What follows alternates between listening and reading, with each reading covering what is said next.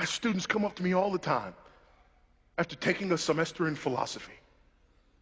There ought to be a rule.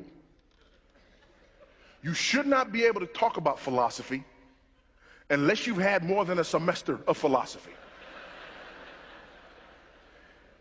If you haven't had any, that's fine. Talk away. But if you've had a semester, you are messed up. You'd be better off just not taking it at all. And they'll come up and they'll say things to me, and they've thought these things out. And I'm on the campus to talk about these issues and dealing with apologetics, and they want to catch me alone and ask me these questions, and they look at me and they say, I just wanted to ask you that if you believe in a God that is omnipotent and omnibenevolent, then how do you reconcile the issue of theodicy? To which I respond, took a semester of philosophy, right? Oh yes, how did you know? Because if you hadn't, you'd have just said, listen, God's so powerful and so good, how come bad stuff happens?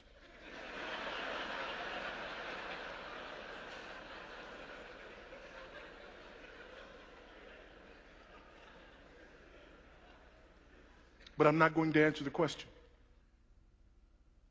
until you ask it correctly. I worked on that all week. What do you mean ask it correctly? You're not asking the question properly. What do you mean ask the question properly? It's my question. You can't tell me how to ask my question. I will answer your question when you ask it properly. How do I ask it properly? Here's how you ask that question properly. You look me in my eyes and you ask me this. How on earth can a holy and righteous God know what I did and thought and said on yesterday and not kill me in my sleep last night? You ask it that way and we can talk. But until you ask the question that way, you don't understand the issue. Until you ask the question that way, you believe the problem is out there.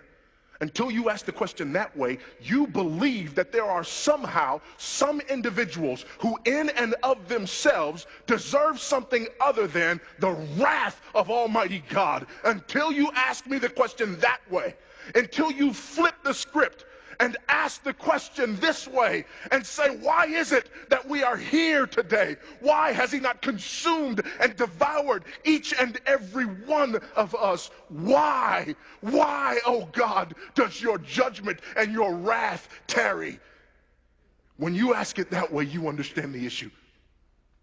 When you ask it the other way, you believe in the supremacy of man. How dare God not employ his power on behalf of almighty man? You flip the question around, you believe in the supremacy of Christ. How dare I steal his air? Because the last breath I took, I borrowed it from him. And I'm never going to give it back. When you borrow something and never give it back, you're stealing.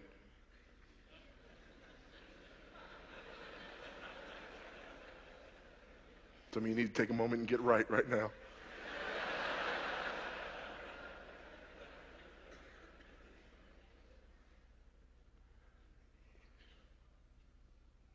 The problem is me.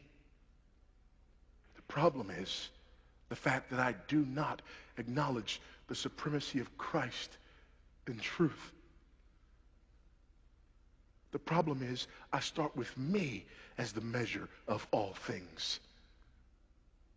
The problem is I judge God based upon how well he carries out my agenda for the world. And I believe in the supremacy of me in truth.